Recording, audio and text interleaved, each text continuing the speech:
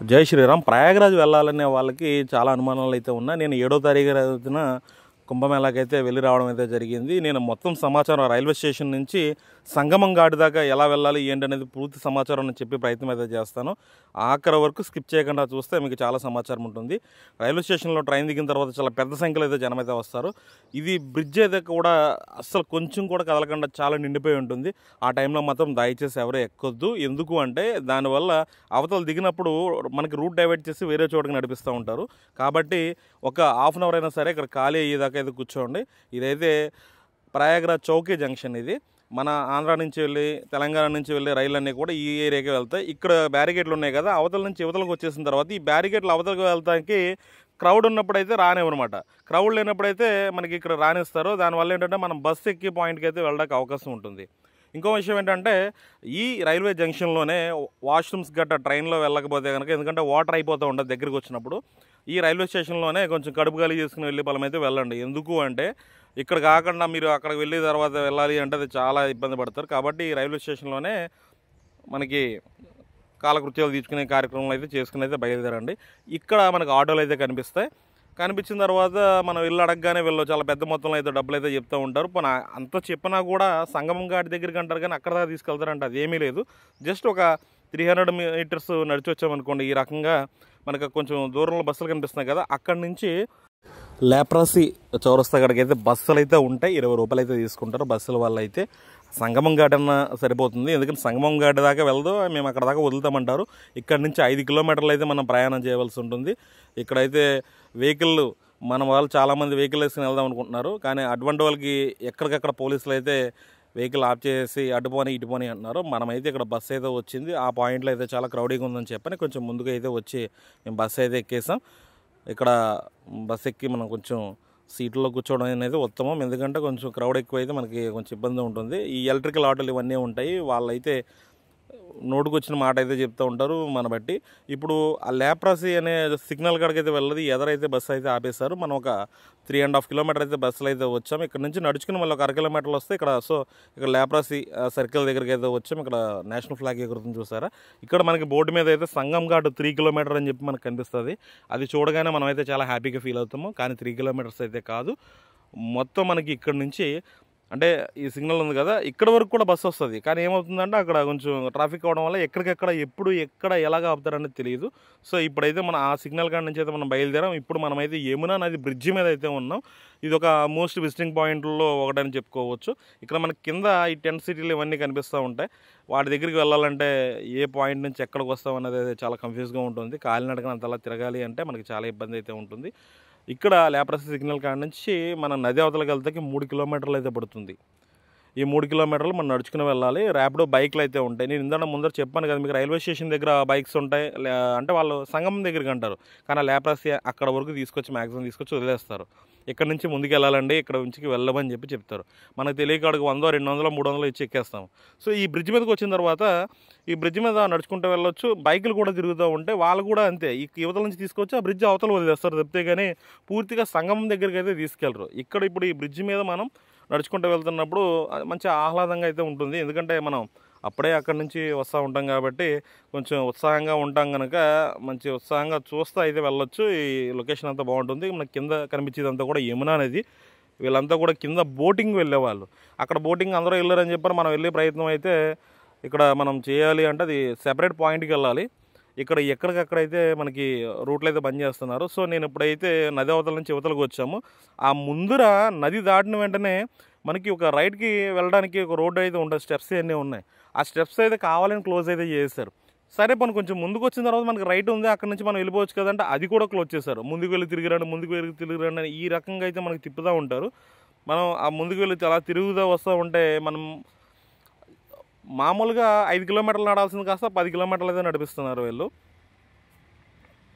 ఇప్పుడు మనం కొంచెం ముందుకు వచ్చిన తర్వాత ఇక్కడ మహాకుంభ్ అంటే ఎంట్రన్స్ నుండి అయితే కనిపిస్తుంది. ఇక్కడ నుంచి స్టార్ట్ అవుతుంది. మనకు అది చూడగానే అబ్బా వచ్చేసామని చెప్పాను అనుకుంటే ఈ ఆచి చూడగానే అక్కడికి వచ్చేసింది అంటే సంగమం దగ్గరికి అయితే ఏం రాలేదు. అక్కడ నుంచి చాలా దూరం నడుచుకుని అయితే వెళ్ళాలి. మనకి ఇటు అటు కూడా మనకి రకరకాల అంటే టెంట్స్ ఇవన్నీ కనిపిస్తూ ఉంటాయి వాళ్ళ ఆశ్రమాలకు సంబంధించి. అదేవిధంగా అయోధ్య నమూనా టెంపుల్ కూడా ఈ ఏరియాలో మనకు ఉంటుంది.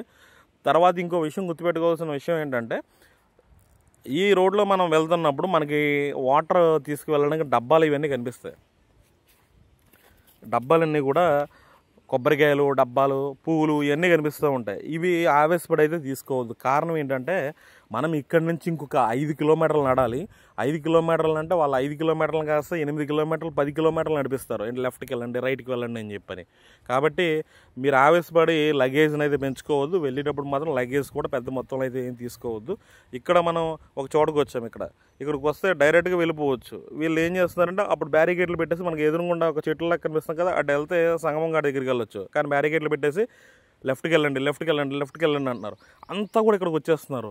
వచ్చేసేటప్పుడు ఇంకేంటంటే ఒక పాయింట్లోనే, అంటే రోడ్డు అంతా ఖాళీగానే ఉంది, కానీ ఒక మూలకు వచ్చేటప్పుడు ఇంకా లోపలికి వెళ్దామన్న ఇదిలో మూలకు వచ్చేటప్పుడు ఇక్కడ క్రౌడ్ అయితే ఏర్పడింది. అంటే మనకి సహజంగా క్రౌడ్ లేకపోయినా కూడా క్రౌడ్ అప్పటికప్పుడు క్రియేట్ అయిపోతూ ఉంటుంది. కాబట్టి మీరు కొంచెం ఎడంగా ఖాళీ ఉన్న ప్లేస్లో నడుచుకోవడం అనేది చాలా ఉత్తమం. ఇది ఇక్కడ నుంచి మనకి ఈ రకంగా నడుచుకుంటూనే వెళ్తూ ఉంటే మనకి డైరెక్షన్స్ అనేవి కనిపిస్తూ ఉంటాయి. డైరెక్షన్లు కనిపించినా కనిపించకపోయినా జనం ఎటు వెళ్తున్నారో అటు మనం ఫాలో అయితే వెళ్ళిపోతే కొంచెం లగేజ్ తగ్గించుకుని వెళ్తాం అనేది చాలా ఉత్తమం. పిల్లలు ఇవన్నీ కూడా మనం, అంటే పిల్లలే కాదు పెద్దోళ్ళు కూడా బ్యాచ్ల కింద వెళ్ళినప్పుడు తప్పిపోతూ ఉంటారు. ఇక్కడ మనం చూస్తే టవల్ పట్టుకుని ఒకళ్ళ వెనకాల ఒకళ్ళు వెళ్తూ ఉంటారు. ఈ రోడ్డు ఉంది కదా, ఈ రోడ్డు బ్రిడ్జ్ స్టార్టింగ్లో మనకు చాలా ఈజీగా వచ్చే రోడ్డు, అదంతా క్లోజ్ చేసేస్తారు. సో ఆఖరికి ఎలాగైతే మనం నడుచుకుని నది దగ్గరికి అయితే వచ్చేసాం. ఇక్కడ నది దగ్గరికి వచ్చినంత మాత్రాన మనకి సంబరం అయితే పూర్తి కాలేదు. ఇక్కడ మనకి కనిపించే నది అయితే, అంటే ఇప్పుడు మనకి రైల్వే బ్రిడ్జ్ ఇవన్నీ కనిపిస్తున్నాయి. మనం చాలా యూట్యూబ్ వీడియోలో చూస్తున్నాం. ఇక్కడ టెంట్ సిటీ లాంటి ఇవన్నీ చూపిస్తా ఒక మంచి బ్యాక్గ్రౌండ్ మ్యూజిక్ అయితే వేస్తూ ఉంటారు. సో నేనైతే అనుకున్నాను సంగమం దగ్గరికి కాకుండా గంగానది దగ్గరికి ఎక్కడికో డైవర్ట్ చేస్తున్నారని. కానీ అలా కాదు, మనం గంగానది లోపలికి, అంటే నీళ్ళు అయితే ఉండవు కానీ ఇదంతా కూడా ఇసుక తిన్నెలతో గట్ట ఇవన్నీ లైన్ చేశారు.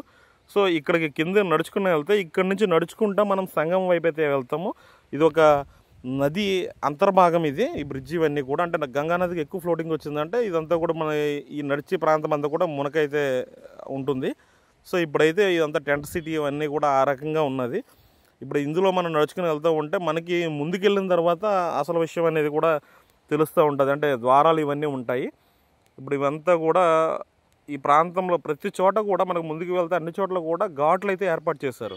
కానీ చాలామంది, అంటే మ్యాక్సిమం ఎక్కువ మంది ఏం చేస్తున్నారంటే సంగమం ఘాట్ దగ్గరికి వెళ్ళాలని చెప్పిన ప్రయత్నం అయితే చేస్తున్నారు. సో ఆ రకంగా ప్రయత్నం చేసినప్పుడు అందరూ కూడా ఇక్కడ మనం చూసే జనమంతా కూడా అటు నుంచి వెళ్ళినా ఇటు నుంచి వెళ్ళినా అందరూ కూడా మ్యాక్సిమం సంగమం ఘాట్కి వెళ్తాకైతే ప్రయత్నం అయితే చేస్తున్నారు. ఈ రకంగా చాలా మంచి పని ఇది. ఎందుకంటే అక్కడ తప్పిపోతే మనం అనౌన్స్మెంట్ సెంటర్ దగ్గరికి వెళ్ళాలన్నా కూడా కొంచెం ఇబ్బంది పడితే వెళ్ళాలి. అది హిందీలో చెప్తారు వాళ్ళు, మనం వాళ్ళకి కమ్యూనికేట్ చేసుకుని ఇవన్నీ చాలా తలకాయబోట్లు. కాబట్టి ఈ రకంగా వెళ్ళొచ్చు. అదేవిధంగా కొంతమంది అయితే వాళ్ళు సెపరేట్ ఫ్లాగ్ టైప్లో, అంటే కర్చీఫ్లు కావచ్చు, ఏదన్నా ప్రత్యేకంగా మన వాళ్ళకి తెలిసేలాగా ఒక కర్రకి జెండాలా కట్టుకుని అయితే వెళ్తున్నారు. ఇక్కడికి రోడ్డు ఉంది కదా, మన స్ట్రైట్ ఇందాక మన మెయిన్ ఆర్చికాడ నుంచి ఈ రోడ్డు అయితే ఇక్కడికి వస్తుంది. ఈ రోడ్డును బ్లాక్ చేసి వాళ్ళు లెఫ్ట్కి వెళ్ళండి, రైట్కి వెళ్ళండి, లెఫ్ట్కి వెళ్ళండి, రైట్కి వెళ్ళండి మొత్తం అంతా తిప్పారన్నమాట. నేను ఇదంతా ఎందుకు చూపిస్తున్నానంటే, నేను ఏదో 4-5 వీడియోల కింద బిట్లు కింద చేయొచ్చు, కానీ ఇక్కడ నాకు వ్యూస్ అనేది ప్రధానమైతే ఏం కాదు. నేను ఏదో దీని మీద వ్యూస్ తెచ్చుకోవాలి, లైక్స్ తెచ్చుకోవాలనేది ప్రయత్నం అయితే కాదు. అంతా ఒక వీడియో కింద చూపిస్తే ఒక ఐడియా ఉంటుందని. సో ఇక్కడ నుంచి అయితే మనం వచ్చేసాము. లోపలికి ఈ రకంగా వచ్చిన తర్వాత మనకి వెనకాల బ్రిడ్జ్ని చూసారా, మనం పెద్ద దూరమేమీ కాదు, ఈ లోపలికి నడుచుకుని నది గర్భంలోకి అయితే వచ్చాము. ఇక్కడ నుంచి మనకి నదిలో అయితే రోడ్డు ఉంటుంది. అంటే రోడ్డు అంటే ఐరన్ షీట్స్ అయితే వేస్తారు. చెప్పులు అయితే ఖచ్చితంగా ఉండాలి. చెప్పులు లేకపోతే చాలా అయితే ఇబ్బంది పడతారు, చాలా దూరం నడాలి. కాబట్టి ఇక్కడ మనం చూసుకుంటే ఈ షీట్ల మీద నడుచుకుంటా మనం చాలా దూరం అనేది చివరి వరకు అయితే నడాలి. అక్కడ ఆచి ఉంది కదా, ఆచి దాటేసి కొంచెం చాలా ఎదురుకైతే వెళ్ళాలి. ఈ ప్రయాణంలో చాలామంది ఏంటంటే మనకి ఎందుకైనా మంచిదని చెప్పని రకరకాల సామానం పెంచేసుకుంటే మాత్రం చాలా ఇబ్బంది పడాలి. ఇక ఐరన్ షీట్లు ఉన్నాయి చూస్తారు, చెప్పులు లేకపోతే తగిలిందంటే ఇంకా అలాగేలాగా ఉండదు. ఇంకా అంబులెన్స్లు ఇవన్నీ కూడా అన్ని రకాలుగా ఉంటుంది. అంబులెన్స్లు అయినా కనిపించినంత మాత్రం మీరంతా ఆనందపడవలసిన పని అయితే ఏమీ లేదు. వాళ్ళకి మనం ఏదైనా ఇబ్బంది అయితే కమ్యూనికేట్ చేసుకోవాలి. కాబట్టి అది మనకి కొంచెం ఆ లాంగ్వేజ్ ఇవన్నీ కూడా మనకు తెలిసి ఉండాలి. ఇక్కడ నంది ద్వారం అంటే ఇక్కడ డిఫరెంట్ ద్వారాలు అయితే ఉంటాయి. ఆ ద్వారాల గుండానే మనకి జనం అయితే సంగమం వైపు అయితే వెళ్తూ ఉంటారు. అండ్ ఇక్కడ మనకి ఇవి టాయిలెట్స్ ఇవన్నీ ఉన్నాయి కదా, ఆ టాయిలెట్స్ ఉన్నాయి అని చెప్పని అనుకుంటారు. కానీ వాటికి వాటర్ అనేది మనం తీసుకుని వెళ్ళాలి. నేనైతే కొన్ని చోట్ల అయితే వాష్రూమ్స్ చూశాను, అవి లోపల నుంచి గడలు అయితే విరిగిపోయి ఉన్నాయన్నమాట. కానీ అదృష్టం ఏంటంటే లేడీస్కి సెపరేట్, జెంట్స్కి సెపరేట్ ఉంటుంది కాబట్టి జెంట్స్ టాయిలెట్ కావచ్చు, లేడీస్ టాయిలెట్ కావచ్చు, ఒకరు కన్ఫ్యూజ్ అయ్యి వెళ్ళే పరిస్థితి అయితే ఉండదు. సింపుల్గా పింక్ కలర్లో ఏమో లేడీస్కి ఉంటుంది, బ్లూ కలర్లో ఏమో జెంట్స్కి ఉంటుంది. ఈ ఆర్చుల్లో నుంచి 1 by 1 అంటే మనం దారి అనేది క్లియర్గా అర్థం అవ్వడానికి ఆర్చులు అయితే ఏర్పాటు చేయడం అయితే జరిగింది. ఇంత క్రౌడీగా ఉంటుంది, అందులో ఎటువంటి డౌట్ ఏం లేదు. ఇక్కడ మనకు కనిపిస్తుంది చూసారా సంగమం దగ్గరకు వచ్చిన తర్వాత మనకి సంగం ఘాట్ అని చెప్పని కనిపిస్తూ ఉంటుంది. పైన అయితే హెలికాప్టర్ రౌండ్ లేస్తూనే ఉంటుంది. మనందరికీ తెలుసు హెలికాప్టర్ రైడ్ అనేది అవైలబుల్లో ఉంది. దాని గురించి హెలికాప్టర్ అనేది నిత్యం తిరుగుతూనే ఉంటుంది. మనం ఎక్కాలనుకుంటే దానికి స్లాట్లు ఇవన్నీ కూడా అదంతా వేరే వ్యవహారం. అదైతే నేను ఇందులో అయితే చెప్పదలుచుకోలేదు, నేను కూడా వెళ్ళలేదు కనుక. ఇక్కడ మనకి సంగమం ఘాట్ దగ్గరికి అయితే మనమైతే వచ్చేసాము. ఇదే సంగమం ఘాట్. నేను ఇప్పుడు చూపించినప్పుడు మీకు ఏదైతే ద్వారాలు ఉన్నాయో ఆ ద్వారాలే ఒక ల్యాండ్ మార్క్ లాంటివి. ఇక్కడ సంగమం ఘాట్ దగ్గరికి వచ్చిన తర్వాత క్రౌడ్ క్లియర్ చేయడానికి పోలీసులు తిరగడానికి వాళ్ళ గుర్రాల మీద ఈ రకంగా అయితే కూర్చుని ఉంటారు. వాళ్ళైతే చాలా ఎక్కడికన్నా వెళ్ళడం కోసం వీళ్ళ స్పెషల్గా ఆఖరికి వీళ్ళ ప్యాంట్ కూడా స్పెషల్గానే ఉంటుంది. ఇది ఒక టీం, వాళ్ళు సంగమం ఘాట్ దగ్గర అయితే తిరుగుతూ ఉంటారు. ఇది సంగమం ఘాటు. మనం మహాకుంభమేళాకు వచ్చినప్పుడు ఎక్కడైతే స్నానం చేయాలనుకున్నామో ఆ ప్రాంతానికి అయితే మనం వచ్చేస్తాము. త్రివేణి సంగమం, సరస్వతీ నది, యమునా నది, గంగా నది కలిసే ప్రాంతం ఈ సంగమం. ఇక్కడైతే చూసారుగా భక్తులు అయితే చాలా ఇసుకేస్తారు రాలరు అన్నంత ఇదిగా అయితే ఉన్నారు. కానీ ఇక్కడంతా కూడా స్నానాలకైతే చాలా చక్కగా అయితే ఏర్పాట్లు అయితే చేశారు. ఇంకో విషయం ఏంటంటే మీరు అనుకోవచ్చు, మోకాళ్ళ దాకా నీళ్ళు ఉన్నాయి, మనకి ఇబ్బంది అవుతుందేమో, అసలు కనీసం మునగడానికి కూడా ఉండదేమో అనుకోవచ్చు. అలాగే ఏం కాదు. నదిలోకి వెళ్ళిన తర్వాత కొన్ని ప్రాంతాల్లో లోతు అయితే చేయడం జరిగింది. అంటే మీరు నడుచుకుంటూ వెళ్తూ ఉంటే మోకాళ్ళ దాకా ఉంటాయి, అది లోపలికి వెళ్ళగానే ఒకసారి మనకి నడుము దాకా నీళ్ళు వచ్చేస్తాయి. అంటే పడిపోయినా మనకి ఇబ్బంది ఉండదు, మళ్ళీ ఆ పక్కన కొంచెం ఎత్తుగా ఉంటుంది. సో ఈ రకంగా అయితే స్నానానికి అయితే చాలా సింపుల్గా అయితే ఏర్పాట్లు అయితే చాలా బాగా అయితే చేయడం అయితే జరిగింది. ఇదంతా కూడా సంగమం ప్రాంతం. చాలామంది అంటూ ఉంటారన్నమాట, సంగమం ప్రాంతం అంటే ఇక్కడ ఉంది అక్కడ ఉందని. మేము అడిగాము, మొత్తం ఈ ప్రాంతం అంతా, ఇప్పుడు మీరు ఉన్న ప్రాంతం అంతా కూడా సంగమం కింద వస్తుంది. మీరు ఈ నది అక్కడ కలుస్తుంది, ఈ నది అక్కడ కలుస్తుంది, అది ఏమీ కాదు, మొత్తం ఇదంతా సంగమం ప్రాంతం అని చెప్పారు. కొంతమంది ఏంటంటే సంగమం ప్రాంతంలో మీరు స్నానం చేయాలి, తర్వాత యమునా నదిలో స్నానం చేయాలి, కొంతమంది గంగా నదిలో స్నానం చేయాలని చెప్తున్నారు. అది ఏమీ కాదు. ఈ ప్లేస్లో నాగ సాధువులకి ఇక్కడైతే కేటాయించడం అయితే జరిగింది. నాగ సాధువులు అందరూ కూడా వచ్చి ఈ ప్రాంతంలోనే స్నానాలు అయితే చేయడం అయితే జరిగిందని చెప్పి మనకున్న సమాచారం. ఎందుకంటే మేము అక్కడైతే అడిగాము ఎక్కడ చేస్తారు ఏంటి అని చెప్పని అడిగితే ఈ ప్రాంతంలో అని చెప్పి, ఇప్పుడు మేము ఏదైతే ఘాట్లో ఇప్పుడు నేనైతే ఉన్నానో అదే ఘాట్లో నాగ సాధువులు చేసే ప్రాంతం ఇది. ఇప్పుడు మనకి కనిపించే నది ఏదైతే ఉందో ఆ నది మనకి యమునా నది, ఇక్కడ లెఫ్ట్లోనేమో గంగా నది. ఇవి రెండు వచ్చి ఇక్కడ కలుసుకుని కిందకైతే వెళ్తాయి. అప్పుడు అంటే ఇంకా సరస్వతి నది వచ్చేటప్పుడు ఇంకా అంతర్వాహిని అందరికీ తెలిసిందే. పైన మనకు కనిపించేది యమునా నది, గంగా నది మాత్రమే. ఈ ప్రాంతంలో అయితే స్నానాలు చేసిన తర్వాత బట్టలు మార్చుకోవడానికి చేసుకోవడానికి చాలామంది వాళ్ళ ఏర్పాట్లు చేసుకుంటారు. కొన్ని రూములు కూడా ఉన్నాయి లేడీస్ గట్రా మార్చుకోవడానికి. ఇంకో విషయం ఏంటంటే ఇక్కడ మనం గుర్తుపెట్టుకోవాల్సిన విషయం ఏంటంటే, ఒక పోల్స్ ఏవైతే ఉన్నాయి కదా, ఆ పోల్స్కి నెంబర్స్ అయితే ఉంటాయి. ప్రతి పోల్కి ఒక నెంబర్ ఉంటుందన్నమాట. అంటే అంటే మనం దేని గురించి అని చెప్పానంటే, ఇప్పుడు మనం స్నానం చేసినప్పుడు మనం ఒక 4-5 వెళ్తాము. అవి వెళ్ళినప్పుడు ఒకరైతే అక్కడ ఉంటారు కదా, ఆ ఒక్కరు ఉండడం కోసం అప్పుడు మనకి వేరే వాళ్ళకి చెప్పడం కోసం అక్కడ దాని నెంబర్ అయితే ఉంటుంది. పలానా నెంబర్ పోల్ దగ్గర నేను ఉన్నాను అని చెప్పని. ఇప్పుడైతే ఈ రకంగా మంచి ఎంతో అద్భుతంగా ఎంతో వేగంగా గంగానది వైపు నుంచి అయితే ఫ్లోటింగ్ చాలా ఎక్కువైతే వస్తుంది. యమునా నది ప్రశాంతంగా ఉంటుంది, గంగానది నుంచి ప్రవాహం అయితే చాలా ఎక్కువైతే ఉంటుంది. ఇంకో విషయం ఏంటంటే చాలామంది ఏమనుకుంటున్నారంటే కోట్ల మంది స్నానం చేస్తున్నారు, నీరు మురికిలు అయిపోయి ఉంటాయి, అది ఏమి అనుకోవద్దు. నీరు ఎప్పటికప్పుడు ఫ్రెష్గా అయితే వస్తుంది, చాలా వేగంగా వస్తుంది. కాబట్టి మీరేదో మీ ఒంటి మురికేమో అక్కడైతే మిగిలిపోయేది ఏమి ఉండదు, అంతా కూడా ఆ గంగానదిలో ఆ కొట్టుబద్దన ఉంటుంది మురికి. ఇక్కడ మనం చూస్తే మనం నది లోపలికి వెళ్ళకుండా, అంటే ప్రవాహం లోపలికి వెళ్ళకుండా ఇక్కడ ఒక అంచులాగా అయితే ఇలా ఏర్పాటు చేయడం అయితే జరిగింది. మనం ఇవన్నీ కూడా చూడవచ్చు. వాళ్ళు పోలీసులు ఎక్కడికక్కడ ఉండి వలల్లాంటివన్నీ ఏర్పాటు చేసి మనం అది దాటి వెళ్ళకుండా ఏర్పాట్లు అయితే చేయడం అయితే జరిగింది. ఇక్కడ అద్భుతంగా అయితే గంగా నది స్నానం అయితే మనం చేసుకోవచ్చు చాలా సురక్షితంగా. అదేవిధంగా నీళ్ళు అయితే ఎప్పటికప్పుడు వెళ్ళిపోతూ ఉంటాయి, అందులో ఎటువంటి డౌట్ లేదు. ఇక్కడ మనం అయితే చూసుకోవచ్చు నీరు ప్రవాహం అనేది కూడా నేను ప్రత్యేకంగా అయితే చూపిస్తాను, ఎంత ప్రవాహం ఎంత ఇదిగా ఉందని చెప్పని అనేది. చాలామంది ఏమనుకుంటున్నారంటే అబ్బో అక్కడ స్నానాలు చేస్తారు ఎంతోమంది, ఆ నీళ్ళు ఉండిపోతాయని చెప్పి అనుకుంటున్నారు. అది మీ అపోహ అవుతుంది, మాత్రం వాస్తవం అయితే కాదు. ఈ రకంగా అయితే నీటి ప్రవాహం అయితే ఉంది. డబ్బాలు మాత్రం తెచ్చి అక్కడెక్కడన్నా పెడతా ఉంటే ఆ నదిలో పడిపోయినట్టు మళ్ళీ దొరకదు, మళ్ళీ ఎక్కడికి వెళ్ళి డబ్బాలు అయితే కొనుక్కోవాలి. 144 సంవత్సరాలకు ఒక్కసారి వచ్చి ఈ మహాకుంభమేళలో పాల్గొని త్రివేణి సంగమంలో స్థానమాచరించడం అనేది నా జీవితంలో అత్యంత మర్చిపోలేనటువంటి రోజు, ఘట్టం కూడా. అందులో నా మనసుకైతే అంత అద్భుతమైన సంతోషాన్ని అయితే ఈ క్షణం అయితే నాకు కలిగింది. చాలామంది అనుకుంటున్నారు కోట్ల మంది స్నానం చేస్తారు కదా, నీళ్ళు మురికైపోయి ఉంటాయని చెప్పని అనుకుంటారు. నీళ్ళు అయితే మట్టితో ఉంటాయి కదా వాస్తవం, కానీ చాలా ఫ్లోటింగ్ అంటే చాలా ఎక్కువ ఉంది. ఇక్కడ ఫ్లోటింగ్ చూస్తే ఎంత ఇదిగా ఉందన్నది కనిపిస్తుంది. ఎప్పటికప్పుడు ఫ్రెష్ వాటర్.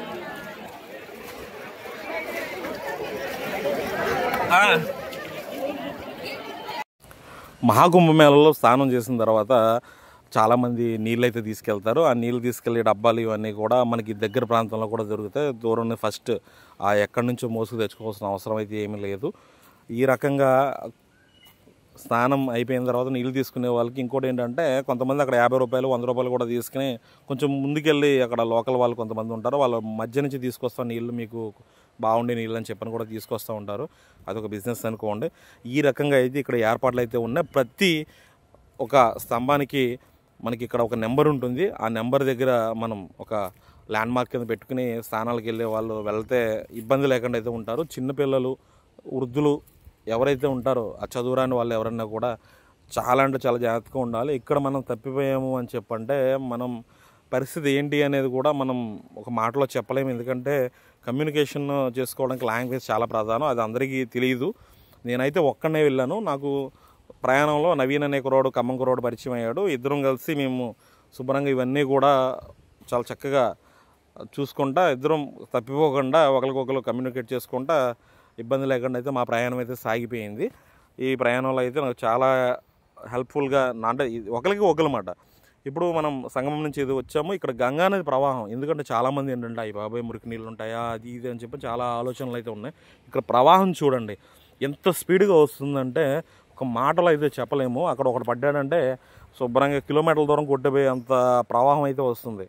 కాబట్టి మహాకుంభమేళాలో మనకి ఏదో నీళ్లు సరిగ్గా ఉంటాయి లేదా అటువంటి ఏదో ఆలోచనలు అయితే అవసరం లేదు. అద్భుతమైన ఏర్పాట్లు అయితే చేశారు. అక్కడక్కడ చిన్న చిన్న ఇబ్బందులు అయితే కామన్గా అయితే ఉంటాయి.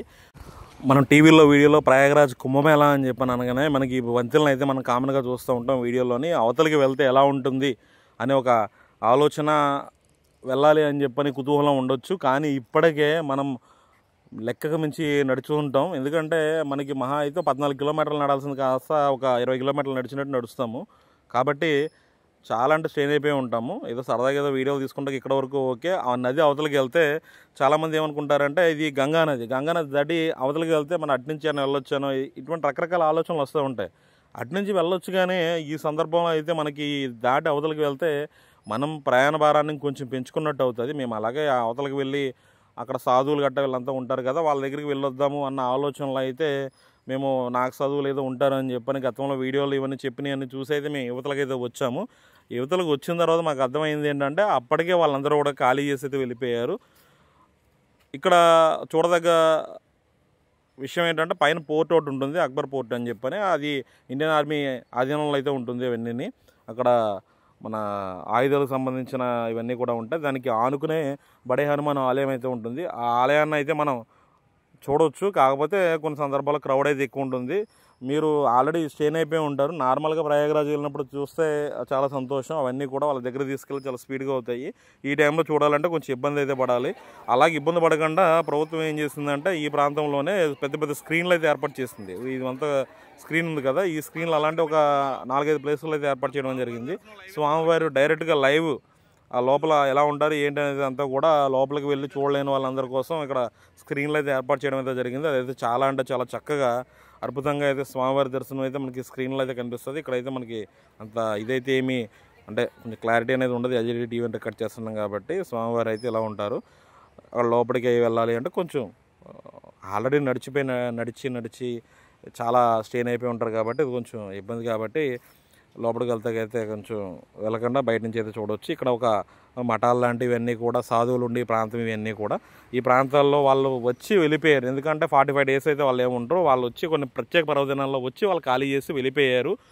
ఇప్పుడు కొంతమంది వెళ్ళిన వాళ్ళు అక్కడ పడుకోవడం చేయడం అలాంటివి అయితే చేస్తున్నారు. కాబట్టి భక్తులు గమనించాల్సిన విషయం ఏంటంటే అక్కడికి వెళ్ళి మనం చూసొద్దాం, పలకరించొద్దాం, కలిసి వద్దాం అలాంటివి అయితే అటువంటి ఆలోచనలు అయితే వద్దు. ఎందుకంటే ఆల్రెడీ మీరు స్టేన్ అయిపోయి ఉంటారు, మీరు కాబట్టి మీ పక్క వాళ్ళు స్టేన్ అయిపోయి ఉంటారు, వాళ్ళని ఇబ్బంది పెట్టడం మీరు ఇబ్బంది పడడం తప్ప ఏమీ లేదు. ఎందుకంటే వాళ్ళు వచ్చి రోజుల తరబడి అయితే ఉంటారు ప్రత్యేక పర్వదినాల్లో. అదేవిధంగా స్టార్టింగ్లో వచ్చి వెళ్ళిపోయారు వాళ్ళు. పోలీసులు కొంతమంది చెప్తున్నారు, కొంతమంది చెప్పట్లేదు. కనుక అటువంటి ప్రయత్నాలు ఏమి చేయకుండా మహాకుంభమేళాలో శుభ్రంగా స్నానం చేసి మీ ప్రయాణం మీరు మళ్ళీ తిరుగు ప్రయాణం మొదలెడితే హ్యాపీగా ఉంటుంది. అలా కాదు మేమేదో తిరుగుతాము అని చెప్పంటే కాళ్ళు అయితే లాక్కొస్తాయి. ఇక్కడ కొన్ని టెంపుల్స్ ఉంటాయి, అవన్నీ కూడా టాప్ 5 టెంపుల్స్, టాప్ 10 టెంపుల్స్ అవన్నీ మనం చూడాలంటే చూడొచ్చు, కానీ అది కొంచెం నడిచి ఇబ్బంది పడే పరిస్థితి ఉంటుంది. ఇక్కడ ర్యాపిడో బైక్లు అయితే అవైలబుల్గా ఉంటాయి. ఒకరిని కాదు ఇద్దరిని అయితే ఎక్కించుకుంటారు, అంటే ఒకరినైనా ఎక్కించుకుంటారు, ఇద్దరినైనా ఎక్కించుకుంటారు. దానికి తగ్గట్టుగానే వాళ్ళు ఛార్జ్ చేస్తారు. కానీ ఇక్కడ విషయం ఏంటంటే మనం పూర్తిగా మనం ఎక్కడికి వెళ్ళాలనుకున్నా అక్కడ దాకా బైక్ అయితే దొరకదు. ఇక్కడ నుంచి కొంచెం ముందుకి, అక్కడ నుంచి మళ్ళీ అంటే డిఫరెంట్ ప్లేస్ల నుంచి డిఫరెంట్ అంటే ఇక ఏదో మన బస్సులు మారినట్టు బస్సులు అయితే మారాలి. ఇక్కడ బోర్డులు అయితే కనిపిస్తాయి, ఆ బోర్డులు తగ్గట్టుగా మన దూరం అయితే ఏమి ఉండదు, దూరం ఎప్పటికప్పుడైతే పెరిగిపోతూ ఉంటుంది. కాబట్టి ప్రయాగ్రాజ్ వెళ్ళి మహాకుంభమేళాలో పాల్గొనే వాళ్ళైతే ఇదైతే గమనించి శుభ్రంగా ఎటువంటి ఇబ్బంది లేకుండా ప్రయాణం చేయాలంటే నా వీడియో కొంతమేరకు ఉపయోగపడుతుంది అనేది నేను భావిస్తున్నాను. ఇక్కడ ప్రయాణం అయితే